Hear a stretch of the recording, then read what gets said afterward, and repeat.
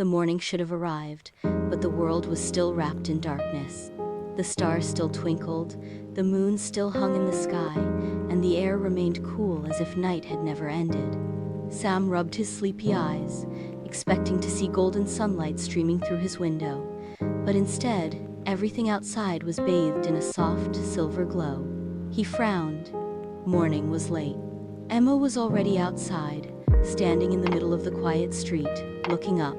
The houses, the trees, even the birds perched silently on the rooftops, were waiting for the warmth that never came. The town clock ticked forward, but still, the sun did not rise. A gentle wind whispered through the empty streets as Sam joined Emma. "Where is it?" he asked, his voice hushed as if speaking too loudly might wake up the world the wrong way.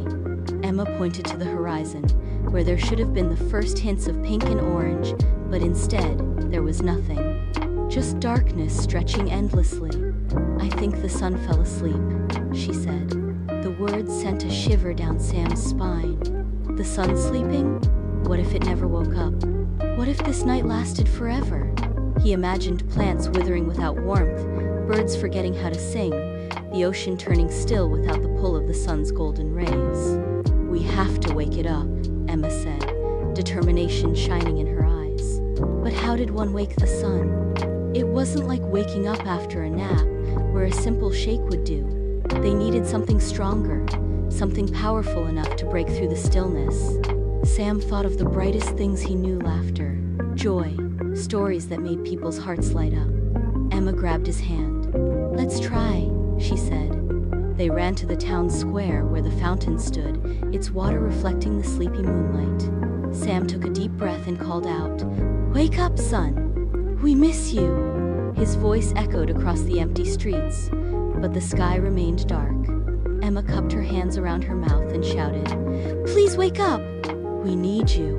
But the stars continued to twinkle, and the night remained unbroken. They needed more voices, more light, more hope.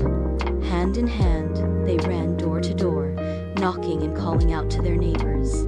One by one, people stepped outside, rubbing their tired eyes. The baker, the librarian, the fisherman, the children, the grandparents, all of them gathered in the square, whispering about the missing sun. Emma climbed onto the fountain's edge and spread her arms wide. The sun needs us to remind it why the world is beautiful. It needs to hear laughter and see kindness and feel warmth even before it wakes up. The people murmured, nodding, and then, slowly, they began. Someone hummed a cheerful tune. A child laughed as they spun in circles. A grandmother told a story about her first summer dancing in the sunshine. The baker handed out warm rolls, filling the air with the scent of fresh bread. The librarian read aloud from a book about golden fields and bright afternoons. Sam and Emma danced, their hands reaching toward the sky, their voices lifting with songs and laughter. The energy in the air shifted, growing lighter, warmer. The birds began to chirp, their songs hesitant at first, then stronger. The fountain's water shimmered. The wind carried the laughter high above the rooftops, up past the trees, past the quiet clouds, and then, in the distance, a spark. A tiny golden glow peeked over the horizon, soft at first, then stronger. The sky turned from deep blue to the softest pink. The stars faded, making way for golden light that stretched and yawned across the sky. The sun had heard them. It was waking up. A golden ray touched Emma's face, and she beamed. Sam closed his eyes, feeling the warmth spread across his skin. Around them, the world stirred back to life. The birds flapped their wings.